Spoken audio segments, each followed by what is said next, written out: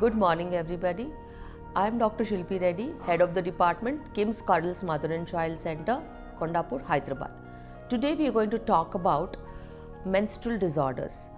In today's generation, quality of life is really important. And when it comes to women, quality of life definitely depends on their menstrual cycles and regularity of cycles and associated factors which are influencing the menstrual cycles. So it is important that we have good knowledge about menstrual cycle and their disorders.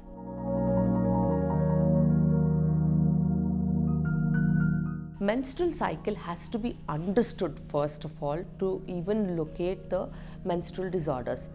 So you have to talk about menstrual cycle. It is generally taken to be from 21 to 35 days, which is considered to be a normal menstrual cycle. To explain on a simpler level, if you have to take your menstrual cycle about 28 days menstrual cycle, then the first 14 days is the estrogen phase, wherein under the influence of follicle stimulating hormone and the ovary produces one egg. So this egg takes about 12 to 14 days to form. So when the egg forms, it reaches to about 18 to 20 mm and the lining of the uterus reaches to about 8 to 10 mm.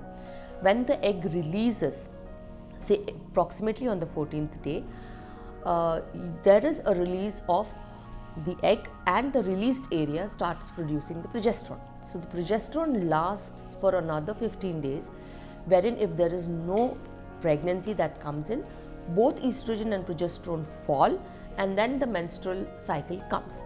So it is basically the withdrawal of the estrogen and progesterone cycle that the menstrual cycle starts, and immediately when another egg starts forming, that is when the menstrual cycle stops, the menstrual flow stops and the fresh lining starts. So under this normal phenomena, definitely the progesterone phase is about 12 to 14 days. So if people are having say about 21 day cycle, their egg release is somewhere between 8th or 9th day or 10th day. For somebody who is having 35 days cycle, their egg release is somewhere around day 19 or 20 or 21. So approximately you can take these kind of conclusions. But then definitely egg formation and egg release is unique and different for every different individual. And menstrual cycle disorders are definitely based on this small concept and regularity flow of hormones and the quality of egg that forms and the quality of lining that forms and any factors that they are disturbing this. So menstrual cycle disorders can be disorders of the number of days, whether it can be lesser number of days, every 10 days to 15 days cycle, or a delayed cycle like every 2 or 3 months once. So it can be anywhere in terms of number, it can be anywhere in terms of flow. It can be very less flow or it can be a lot of flow, and also it can be no pain to drastically high pain. So if we have to generally look into these kind of symptoms, any menstrual cycles that are the flow pattern problems, yes, definitely the blood loss is an issue. The pain patterns, definitely the pain is an issue. And irregularity in the nowadays days, whether it is less or more, is another issue.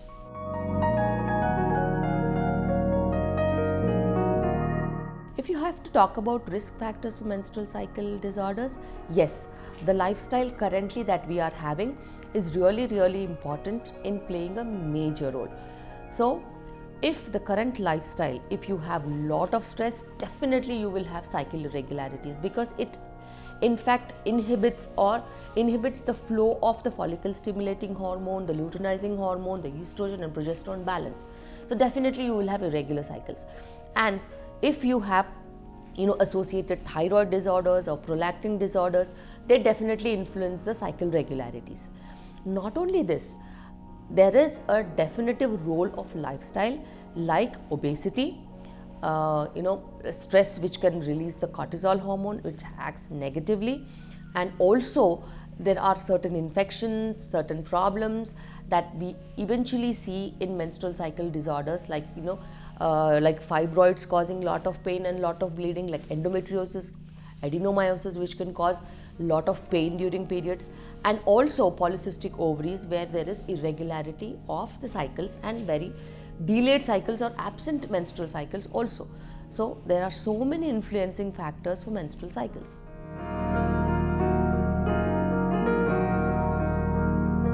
If you have to talk about menstrual cycle disorders, it's the history that the patient gives. So whenever a patient comes to you and says to you about frequent cycles, you can then look into an aspect of why there are frequent cycles. Sometimes it can be because of thyroid and prolactin disorders. There can be delayed cycles, sometimes because of an unruptured follicle or luteinized unruptured follicle, that you can have early cycles, or extended bleeding that is there. Or if you have PCOD, you can have there is no egg formation and it is only estrogen lining, and it sheds whenever there is a breakthrough. So such cycles do not have another end to the flow, and then restarting of the egg formation is not there. So all these things have an influence over the menstrual cycles.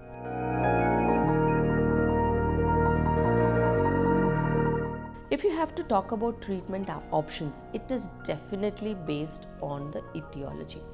If you have very less flow, it means that your thyroid hormone or prolactin hormone, or there is any infections or tuberculosis that can give very less flow. If you have very high flow, definitely you can check for fibroids in the uterus, or any endometrial hyperplasias, or any problems like polycystic ovaries, and 2 to 3 months of amenorrhea and then having a period, or an unruptured follicle. So for any symptom, there is definitely a conclusive thing that is there in the background. So it is important that we ask for the history, look for the symptoms and signs, and then look for the problem, that is through an ultrasound and some blood tests. So if we have to diagnose the problems, definitely a pelvic ultrasound will be beneficial, and the history, along with the history, some blood work has to be done to eventually know what kind of problems we are facing and why the reason for what is the reason for the irregular cycles.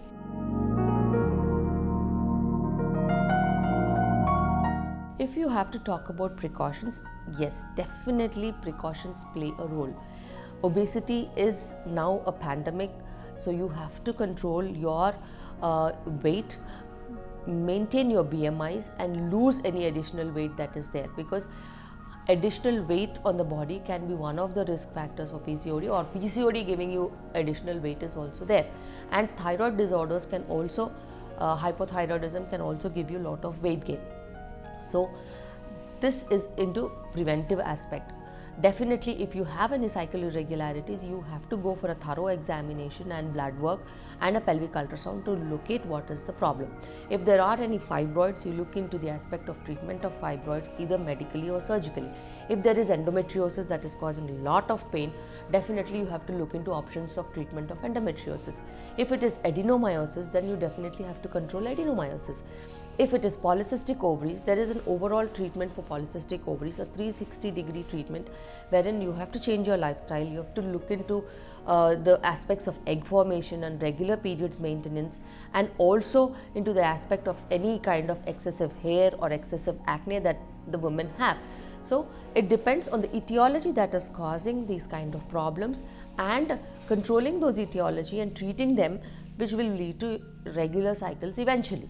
So it is important that we identify the problem, and it is every woman's right to have regular cycles, which are not only regular but also with good quality of life and maintenance, like not having periods, not having painful periods specifically, and regular periods not only give more confidence, but the quality of life is also very good.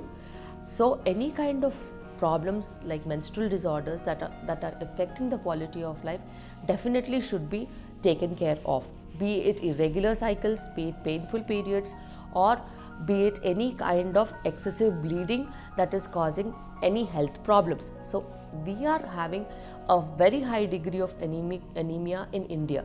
So it is very important that we do not lose a single drop of blood unnecessarily.